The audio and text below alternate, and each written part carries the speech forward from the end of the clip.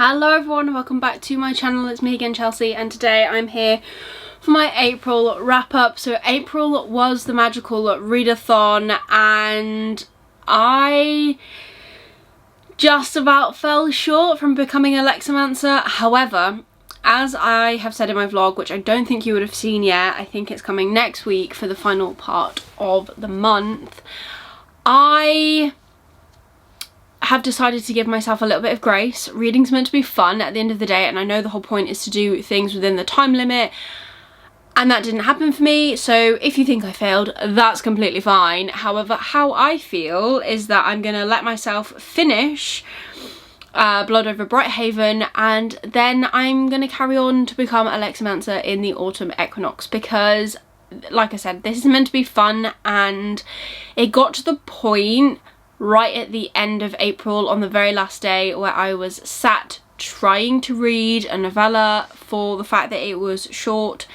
purely to pass the readathon, and it didn't feel fun and it wasn't a book that I was in the mood to read. So I just had a word with myself and I said, stop, you're not having fun, let's step back. And if people don't agree with what I think, then that's completely fine. We're all allowed our own opinions. However, it's my life and it's my readathon, and it's not really that big a deal because it's not like it's a job. So I'm carrying over Blood over Brighthaven into April, and I will finish that, and then I will, like I said, continue to become a Lexomancer in autumn, and hopefully I just have a better sprint at it during the actual time frame. But I did manage to finish 5 books in the month of April.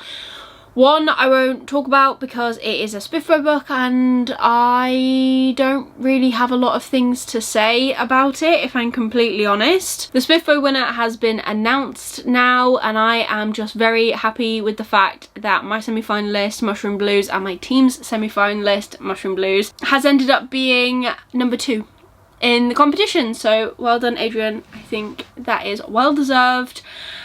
And let's go into the other books that I managed to read this month. So the very first book that I actually managed to finish was The Ashes and the Star-Cursed King by Carissa Broadbent, which is book 2 to The Serpent and the Wings of Night. I gave this book 4 stars.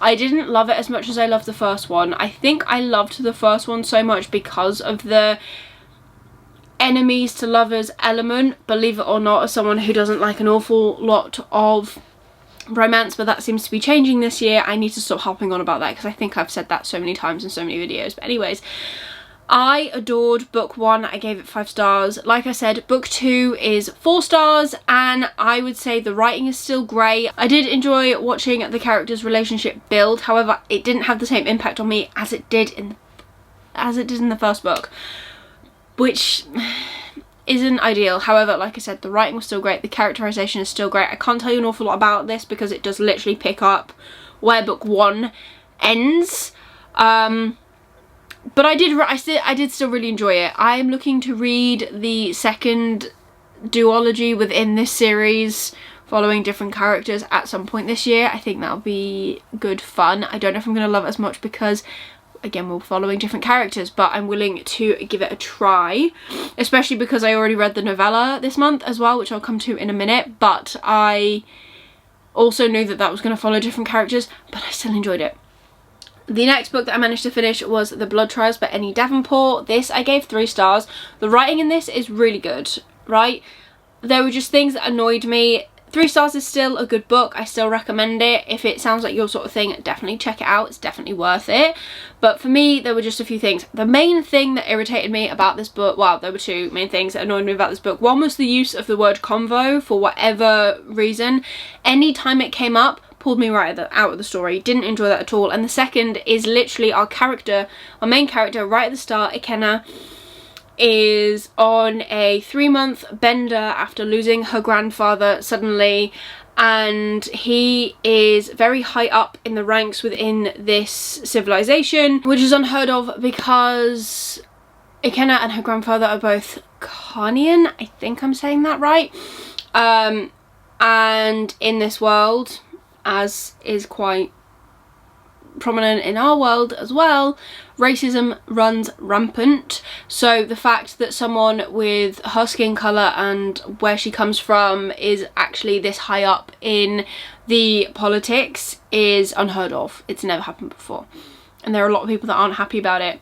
When she comes home on the night of commencement eve, when she's meant to be going to pledge Praetorian, which is basically a really elite soldier, she's decided that she's not going to do that since she lost her grandfather. She is met at her apartment by Brock, who is the spy master in this civilization, and he tells her that he's convinced someone murdered her grandfather and points her in the direction of one of the training officers that would be with her if she were to try and become one of these super trained soldiers. So of course Ikenna decides to go and join up. She's been training for this her whole life. This is what she's worked towards, so she is more than qualified to do this. However, she changed her mind and then she's changed it back again. It really frustrated me throughout the whole, for like most of this book, that she is just hell-bent on this one person, even though there were signs that this didn't make sense.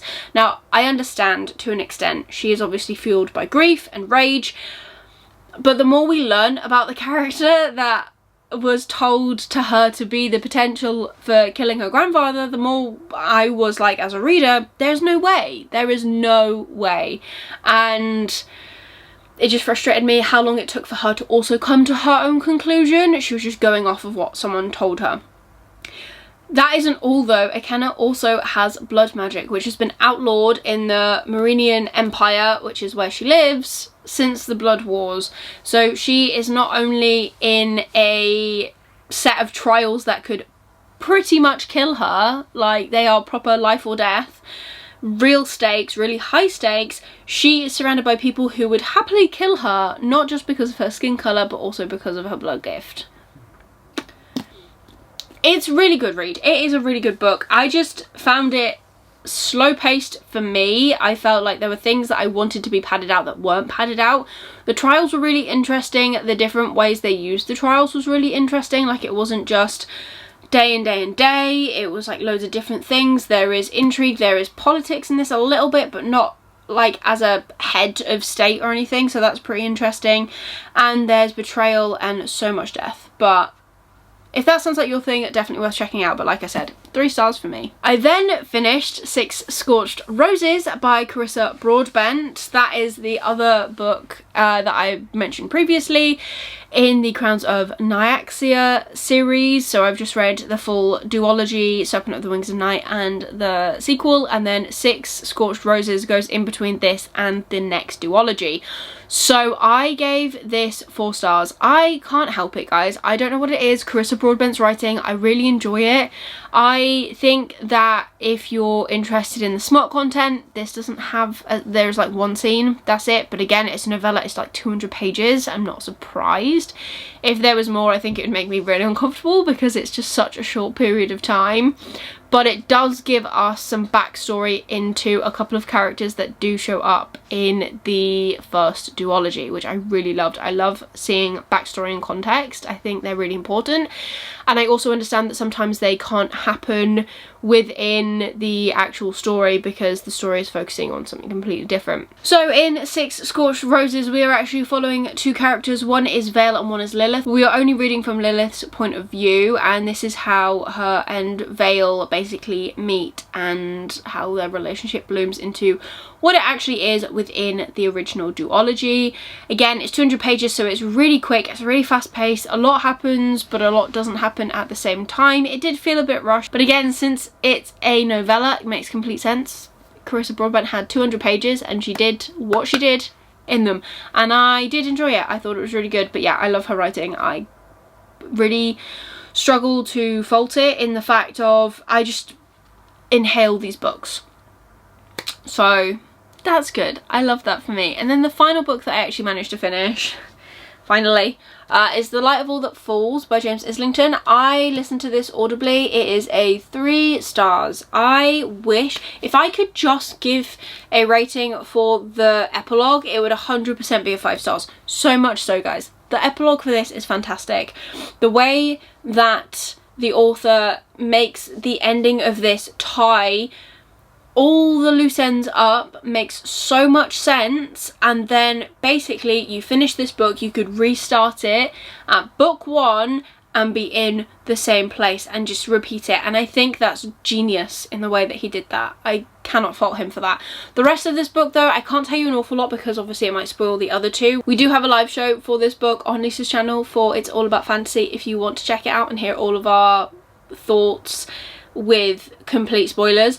But my main thing about this is that this book felt slow and fast and the pacing was all off for me personally. I do wonder if I actually read these physically, and I've said this before, if I read the whole series physically again, whether that would make me enjoy these books more, whether it was just a case of my head wasn't in the right place. That's also quite possible.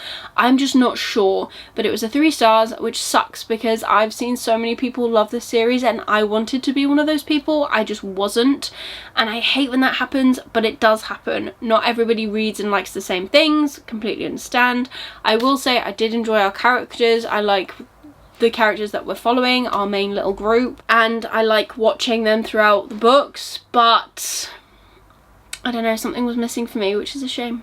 So those are the books I managed to read in the month of April. I am happy with what I've read. I think if I'd have finished Blood Over Brighthaven I would have been even happier, but do you know what, it wasn't meant to be, and that's completely fine. We move, we're going to carry on, and we're going to still read that book. I've got no problem doing that. I am enjoying it where I'm at, and like I said, I'm still going to count it regardless of what others say because that's just me. But that is everything for today's video. It was a nice short and sweet wrap up. If you did enjoy it, please give it a like, which supports me on my channel. Leave me a comment down below of your favourite book and why for the month of April. I want to know, I'm really nosy. And if you want to leave me any emojis just to let me know that you were here, leave me any rose emojis for 6 scorched roses. And if you want to see more of me, please consider subscribing and ring the notification bell down below so you get notified every single time I upload new videos. It's every Tuesday at the moment. But otherwise, that is everything for today's video. I hope you're having an amazing day, and I'll see you soon in the next one. Bye.